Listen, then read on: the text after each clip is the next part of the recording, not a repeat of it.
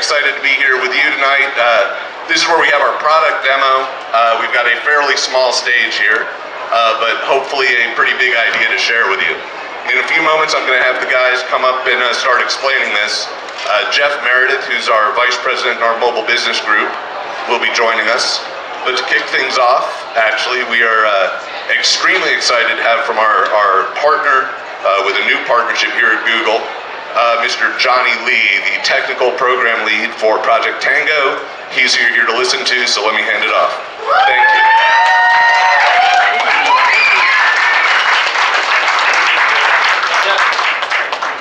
Hello, everyone. It's a real pleasure to be here with you tonight. We started what we call Project Tango today as a small project 3 years ago when we just had a few ambitious ideas that were just ideas on paper. But after many years of work, I'm really happy to have an opportunity to share with you the next step in that development journey. All made possible with our friends here at Lenovo and the mobile division of Jeff's team. So I really thank you to making part of your time out of your evening to spend it with us. I know it's a really crazy event, but hopefully it'll be worthwhile. So our mobile phones today have become pretty incredible tools. I mean, they connect billions of people together. We have access to entire worlds worth of information with the internet. You probably took photos with it, and they take incredible pictures. And the processors that are in them today, rival desktop computers of not so long ago. And you probably use the phone to find your hotel or to find a restaurant. And let me move to the slide. I forgot about the slides. Okay, there we go. So you probably used your phone to find your way to a hotel or to a restaurant, and you have access to a tremendous amount of information. And if you really wanted to, you could even ask, well, how do I drive from this hotel all the way to New York City? Slides not coming up. There we go. So we could be able to tell you, how long you can drive, even alternate routes. That's 37 minutes slower or 54 minutes slower. And if you really wanted to, you could even ask it, well, how long would it take to walk all the way from this hotel to New York? And it would give you pretty excruciating details along that 35-day journey of yours. But what's interesting is that tonight, when you came into this hotel, something kind of interesting really happened. When you can't, even though you can ask your phone how to walk from the hotel all the way to New York, you couldn't actually ask it, how do you walk from the front door to this building or to this room? And it's really interesting, don't you think, that we don't have that expectation, or we don't believe that our phones can do that today. Yet, when you walked into this hotel, you had no problem. The little blue dot that shows you exactly where you're outside is very helpful. But as soon as you walk indoors, it becomes the blue haze of ambiguity, essentially. Yet, when you walked into this building, you had no problem. You've developed this amazing visual perception system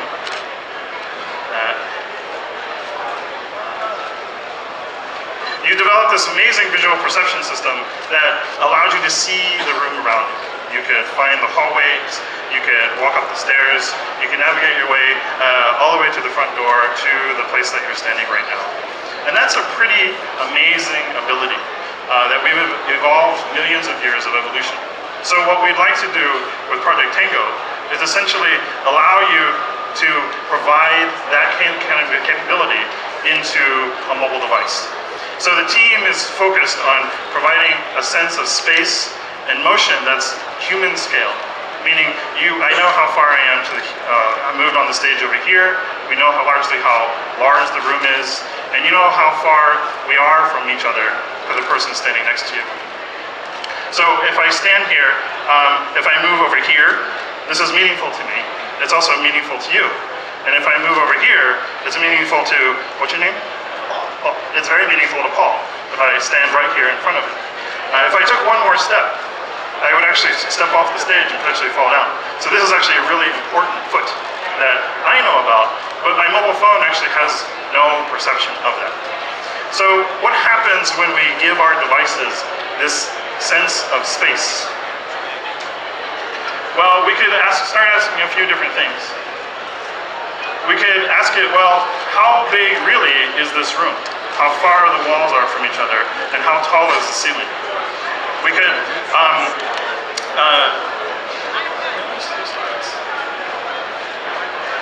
look at new products without necessarily having to purchase them before we bring them into the home. We could explore different appliances and say, well, how does it actually look when it's installed in the space? We could actually have the device help us. I'm sure many of you had meetings at a hotel or some meeting room today that you didn't know how to get to. But what if we could actually have the device show our blue dots all the way to the room that we wanted to, give us turn-by-turn directions indoors. We could, if we're trying to meet up with our friends in the hotel lobby or in the casino lobby, wouldn't it be great if we could actually share our exact position to just a few centimeters? And that would allow us to meet up quicker rather than have to describe the environment that we're in. And hopefully we can find each other. We could use the room around us to play games, hide behind furniture and how the characters react to the walls. And we could play with characters that understand the table, interact with virtual pets and playgrounds that don't actually exist, but actually are laid out in the physical space around us. But rather than actually talk about these, let me actually show you these live.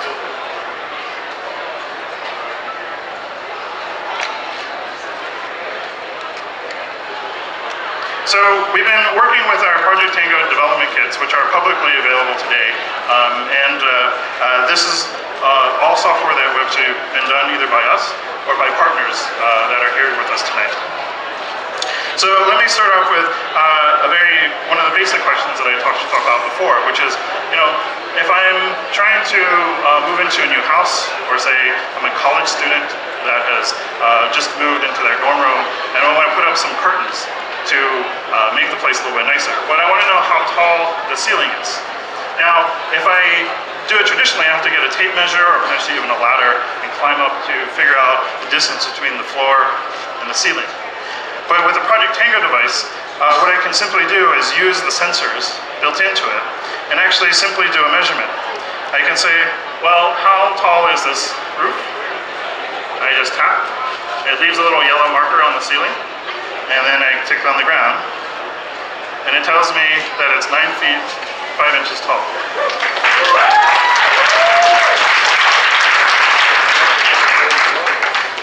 If I want to actually say measure the carpet, or I want to figure out how big this area rug is, I simply do the same thing.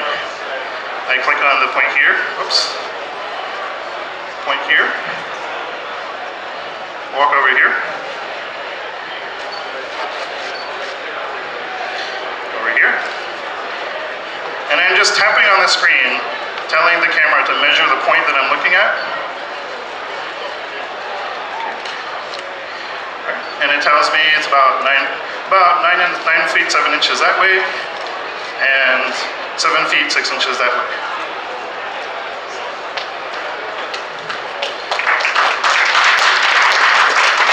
Let me do like one more measurement, which is figuring out, say, the area of an environment. So if I pick another poster, I can simply close off the square, and it actually tells me the total area of the environment, of this area I just marked off, which is 2 feet square. So now that I've actually measured my space, let's actually go shopping for some furniture. So it's a new room, it's empty. Let's figure out if the sofa that I want to buy is going to actually fit in the room. So this is a program by a company called Elementals. It's one of the partners that we started working with to develop Project Tango apps. And what it does is it gives us a small library of items that we can place in this environment. So if I want to see, let's see how many sofa sections we can actually fit in this part of the stage. So what I can do is I simply tap on it and drag it to the screen, like this. I can rotate it and reposition it. And if I want to try to extend the size of the couch, I simply drag another section off, and it'll snap. And you can see about how much clearance we have on this part of the wall, we can see how far it sticks out from the stage. But brown isn't a really particularly good color. So let's actually spruce it up just a little bit and sort of add a flower arrangement like that. Now that I'm done with my living room, let's do something in the kitchen space. So one of the other partners we've started working with is Lowe's. And Lowe's has a tremendously large library of appliances for its customers, the refrigerators, the washing machines, and the stove ranges. We can do the exact same thing with the fridge as well. So let's try to place one and put it right here. And what's interesting is that it knows the scale of the space. I place the refrigerator down and it keeps it on the ground right in the corner. And if I go up and I look at this particular Whirlpool fridge, I can look at the panel and actually see the different options on this particular fridge model. It looks like it has both crushed and cubed ice. It also has this other neat feature, which is a measured fill. So I can put in a small cup or a big cup and it'll automatically fill it to the level. So that's kind of a neat thing about this fridge.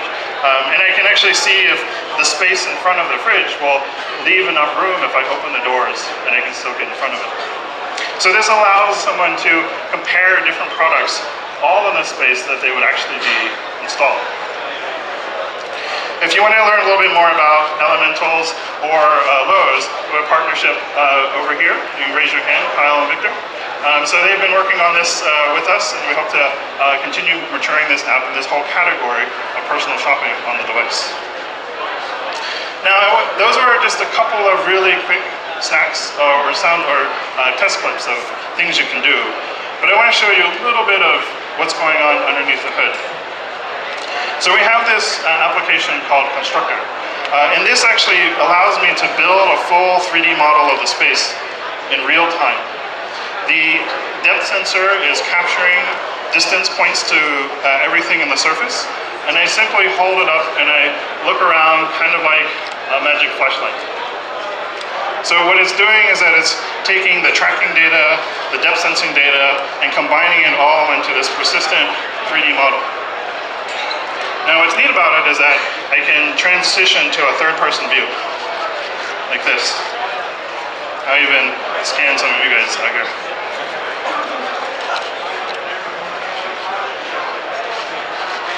So this is the raw data, and you can actually see I've just transitioned to a top-down view of the stage. You can see this back wall, the side wall, and the curvature of that column. You can also see the position of the tablet inside the space. So if I walk back to the back part of the stage, it knows exactly where I am on the stage to centimeter level accuracy in real time. Now, this is not something a consumer would likely use on a frequent basis, but in a professional case, such as site inspection or real estate or room planning, essentially I now have a 3D model of this space that I can import into my tools. So the guy is laying out this stage, knows exactly the distance between that wall and this wall, and they can prepare all the equipment in advance just by walking around as I did. Now, going back to the more family use case, I want to introduce you to a couple of little friends I have.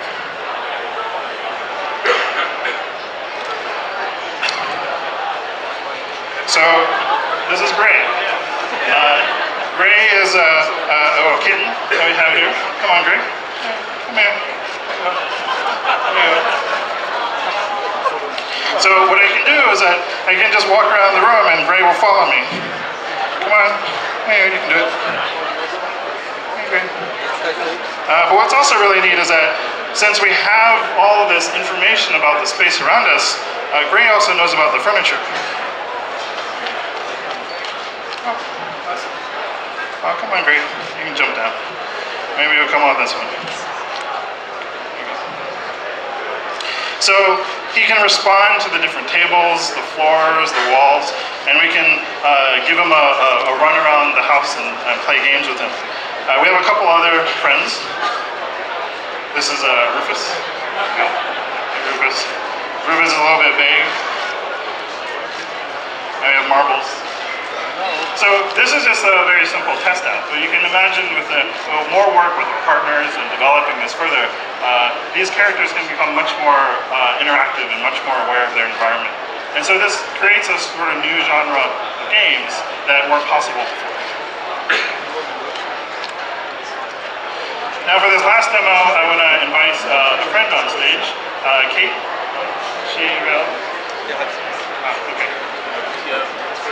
So this is a two-player game developed by one of the other app partners that we engaged with recently at one of our games workshops from Shell Games. And this is basically Tango-enabled Jenga.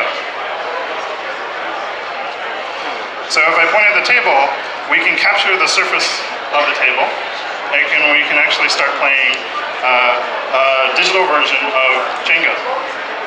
So, are you ready to play? All right. So I'm going to lean forward, get up close to the tower, grab a piece, and the shadow sort of helps me or gives me a suggestion on where I should drop it. So now I'll hand it to Kate. I saw Kate practicing a lot right before the show, so she's actually quite developed a much more sophisticated technique than I have already. All right. Let's make it a little bit tougher. Take this one out.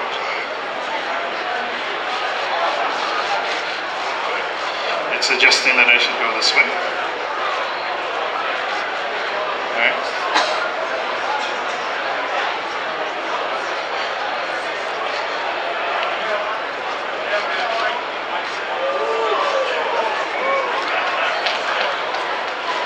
Is it gonna fall? Oh, no? Alright, let's do this one. Okay. I think if I put it on this side, it'll be harder to get. Let's try to put it down.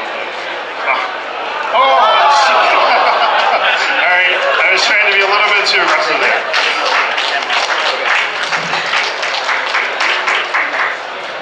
So, this is just, as I said, just a few examples of the apps that we've started working with partners on. We have several dozen more, but just simply due to time, I can't show you all of them, unfortunately. So we have applications that use precise location at sort of building scale, but also, as you just saw, at the scale of this stage. We can provide navigation information or sharing your location with friends, enable new kinds of gaming that introduce sort of motion into mobile games, which is new, or show you information about the environment that the device understands but you can't actually see. There's much more information about the spaces around us than we can actually see with our own eyes. And what Project Tango does is kind of transform a phone into a magical window, sort of a magic lens that will let you peer into this digital information overlaid onto the physical world.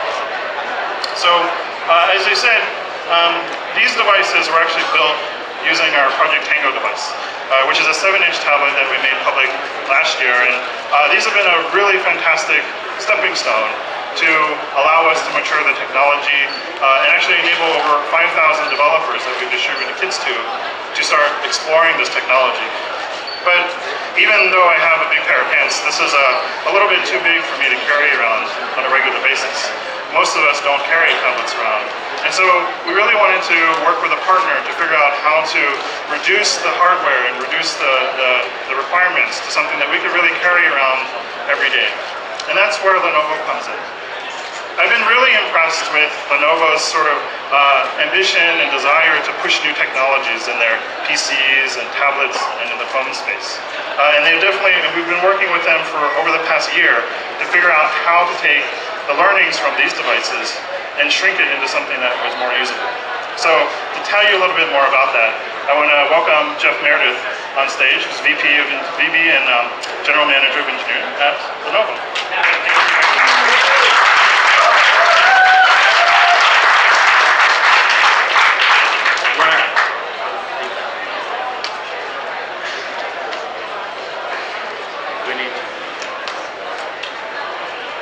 Hello, everyone. It's great to be here with you tonight. Before I dive in, I'll give you a little bit of an insider story. So I hope you enjoyed the Jenga demo. But yesterday, actually, I was supposed to come on stage for the Jenga demo. I had 2 roles tonight. But you know what? I sucked so bad at the Jenga demo, I got fired off of the Jenga demo. So I was replaced, and you got a much better demo. So it's good for all of you that you were able to see such a cool execution from a gaming perspective. But I'm very excited to be here with all of you tonight. You know, we've had collaboration with Google on Tango for about a year. And so to be able to sort of take the wraps off a little bit tonight and share with you what we've been working on is pretty exciting.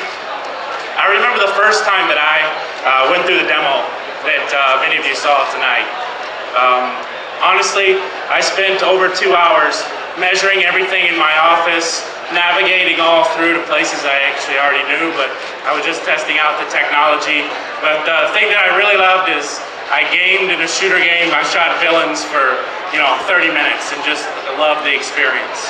So just a little bit after that, we huddled up as a team and we really saw the vision that Google had laid out for us. And we locked arms and eventually, just shortly thereafter with Google, with the ambition of bringing a consumer device out with Tango.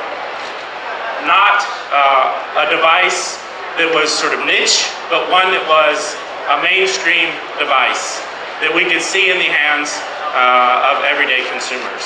So that's what I'm going to talk to you about today. This is something that at Lenovo we love to do.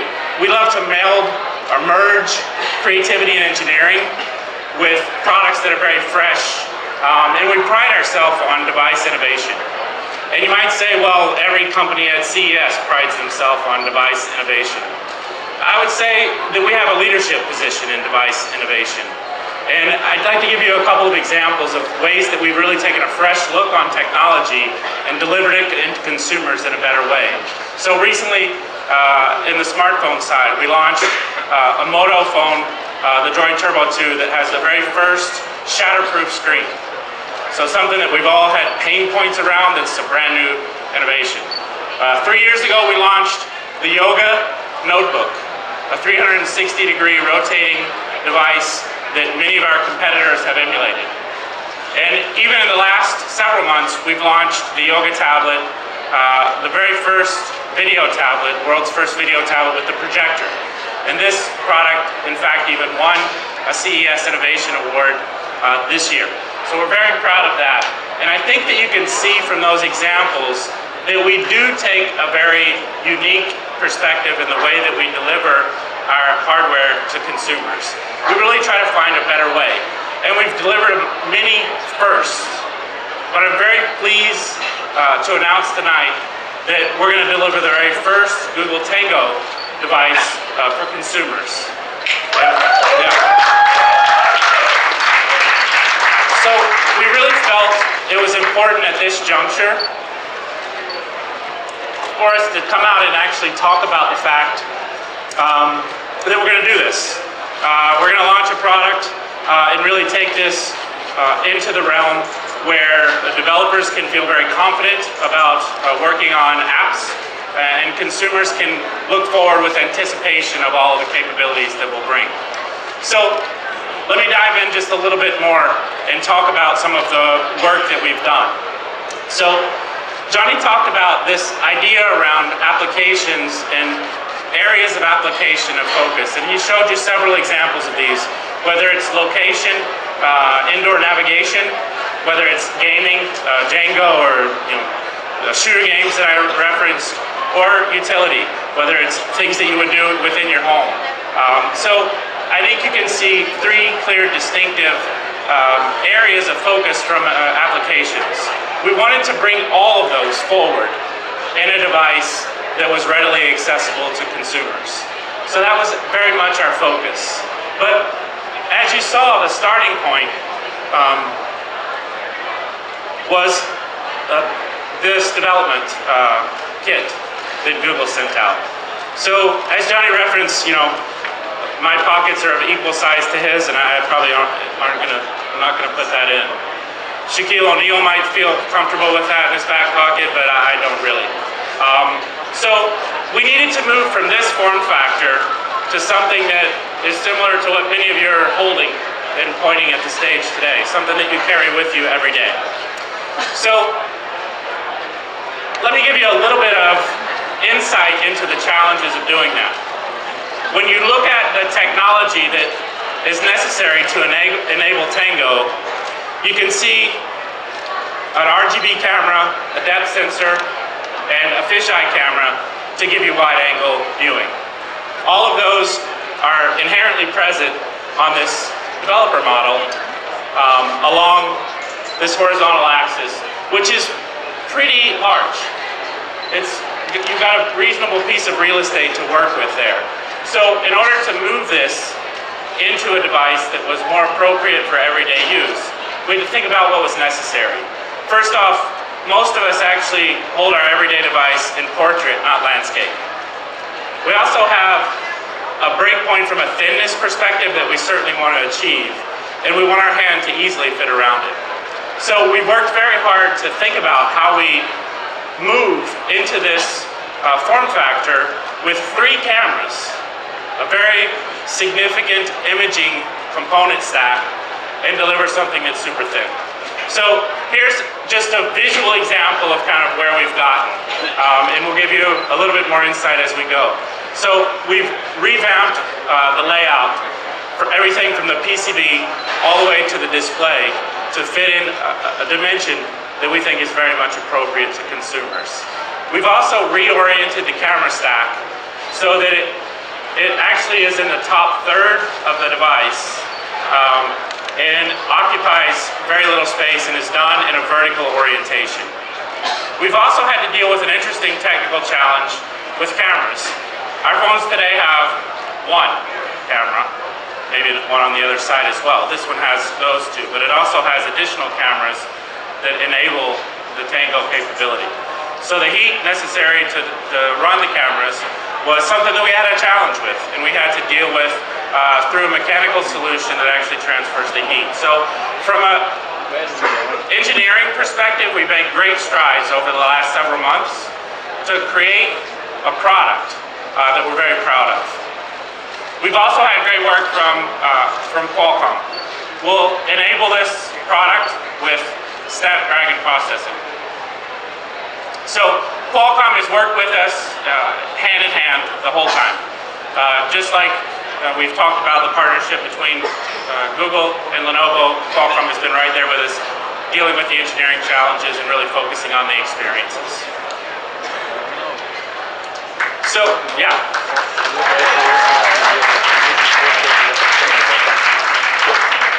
So let me keep going a little bit here. I think the next point that I want to emphasize is how we've worked. And this is a very important point in that we've had an experience-focused development effort. And oftentimes, when you create a product, you have a hardware path and you have a software path, and at some point those 2 things come together. We've started in a much different way. I talked about the fact that we've worked on this for over nearly a year, and our focus has been on building meaningful experiences centering around 3D motion, 3D space for consumers. So our emphasis there certainly has been a key point of differentiation for us as we've approached this product. So let me give you a little bit of eye candy. We haven't settled on exactly what our idea is yet. We're still in the midst of consumer testing, but most certainly you'll see a form factor that's very similar to some that I'm showing here. So we currently have 5 or 6 ID options that are in the process of being tested in the eyes of the consumer. You can see how we've dealt with the camera stack in a pretty interesting way, but not a way that overburdens the product, but certainly delivers the capability. So, extremely proud of where we are thus far in the project. What I wanted to do at this point is just give you a little bit more detail of where we're going to end up. So we'll culminate our development effort in the summer of 2016. The product will be launched globally, including in the US. The price point will be under $500, and I told you we wanted to drive it into a mainstream audience. So we don't want this to be a niche technology. We truly want it to be accessible to a large audience. We don't believe this technology is one that has a short lifespan. In fact, we think this is a fundamental shift. That's why we were so excited when we first sat down with Google. You know, certain innovations last 6 months and then sort of fall by the wayside. This has the strong capability and high probability of really changing the way that we interact with our devices and with each other.